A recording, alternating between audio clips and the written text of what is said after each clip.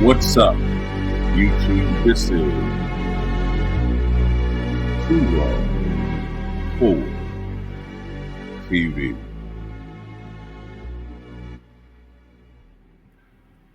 All right, so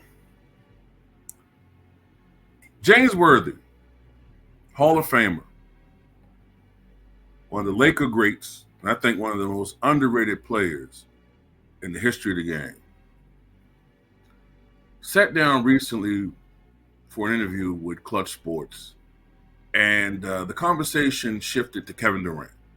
Shifted to Kevin Durant. Kevin Durant is entering his 18th season in the NBA. He continues to be able to play at an extraordinarily high level. And James Worthy believes that Kevin Durant is perhaps one of 6 or 7 players who are in the GOAT conversation.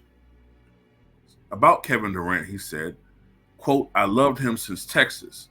If I'm choosing somebody, he might be, Steph shoots the 3, but Durant is cold-blooded at his height. And I think because there's so much attention on other players right now, he hasn't been forgotten about, but he's just been schmoozing along and he still can put up the numbers." He also added, "I just love his range, the way he can move out to the 3. You can't stop him in the mid-range game. He's a pretty good defensive player and he doesn't get talked enough about. If you're talking like top 7 guys who can be the GOAT, the greatest of all time, he's in there. He's in there, in my opinion. He's just a phenomenal player."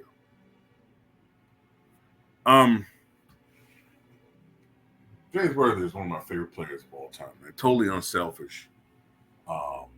He's one of the few players from a view standpoint, eye test point, optics standpoint, and statistical standpoint, he really earned that moniker Big Game James, and big name, I guess. You saw a rise in his level of play in the postseason. And I truly believe, because if you look at the Lakers, Showtime Lakers, they rarely ran plays for him.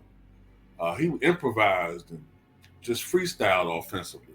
Took advantage of matchup mismatches.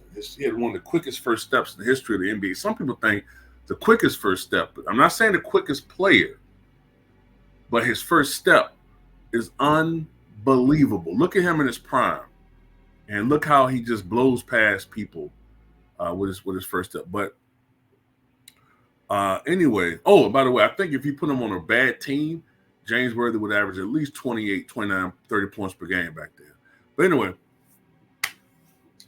this is my thing about Kevin Durant, right? If you're talking about the greatest offensive player, if that was the discussion, the greatest offensive player of all time, he's in that conversation. Remember, he missed the entire season, which would have been what? At least 2,000 more points. So he would have been right now cracking on the door, passing Michael Jordan, I guess, had he not missed the entire season. And plus, you also got to remember, these guys don't really go to college not really, maybe 1 year. So they get an earlier start in their careers. So instead of starting playing at 22, 23, 24, they're starting playing at 18, 19, 20. So they're getting a head start statistically. Now you could argue, well, isn't that more wear and tear? Well, not necessarily. Because of the load management situation, the changes of the rules would make the game less physical, so less wear and tear. You're shooting jumpers rather than, abusing your body and sacrificing your body, driving to the basket, getting hit, getting hammered. And also, another thing that wore down players people forget about, taking charges. Everything's pushed on the perimeter. But anyway, I can't put KD in that conversation. I just can't. To be honest with you, I can't even put him in I have a hard enough time as it is putting him in the top 15, let alone top 10, let alone top 5, let alone GOAT conversation. Nah. No, we can't do this. We can't do this. Now, I think this is James Worthy's opinion, but I don't think there's no media manipulation. No, he ain't being compensated. I don't think James Worthy ain't like that. This is what he thinks. It's his opinion. I just sense that most people don't agree with it, and I don't either. The big stain on Kevin Durant's legacy is, yes, he won 2 championships. Yes, he won 2 final MVPs, but we all know what it is, man.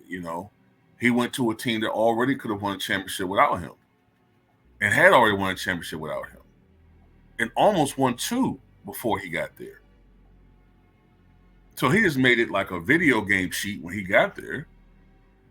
And then what made it really bad on the old school guys, for the old school guys, I should say, in their opinions, is you joined a team that eliminated you 6 weeks before. Now, I know people like to make the comparison and say, well, too raw, you're being hypocritical, because didn't Charles Barkley join the Rockets after he eliminated them? Well, there's some differences. There's a distinct difference. I can stop that. You have to remember, that was 95 when the Suns were eliminated by the Rockets. That was 95. 95-96 season occurs. The Phoenix Suns falter. Injuries occur. Dan Marley left in free agency after 95. Danny Ainge retired. I think during the 95 season, not mistaken, I think it was that year or 96, Paul Westphal gets fired, somewhere in that time frame. A lot of other players leave via free agency or retire. Wasn't the same team. Suns go into rebuilding mode in offseason 95-96. So it's not the same situation. They were in a rebuild. Charles Barkley ain't got time for a rebuild. He's trying to win a championship. Meanwhile, the Houston Rockets, they falter. They got swept as defending champions in 95-96. Olajuwon is starting to show a little bit of signs of age. They lose some key pieces as far as 96. Other teams are getting better in the West. The Rockets need to re-up. So that's what Charles Barkley joined them. But it wasn't the same team directly, same franchise, but not the same championship team. KD did. Also, he has never led, really, a team to the promised land. He went to the finals in 2012, but he had Russell Westbrook and a young James Harden. And since he's left the Warriors, he's failed. The media challenged him to lead a team to a championship or a finals appearance at the very least after departing the Warriors, which is really a con job of the media to get him to leave the West so LeBron can have an easier shot at winning a title. But anyway, he failed with the Brooklyn Nets and he's failed with the Suns, and the media hasn't really called him out. Joel Embiid gets all this pressure. Giannis still gets pressure to win a championship after winning a title. But KD, the media gave him all this pressure to win a title, but now all of a sudden it doesn't matter. And then, I had to push back on this defensive stuff. I don't know about him being a good defensive player. He's improved, but I wouldn't say he's a great defender. And you can make an argument, KD has never been the best player in the NBA in any particular season.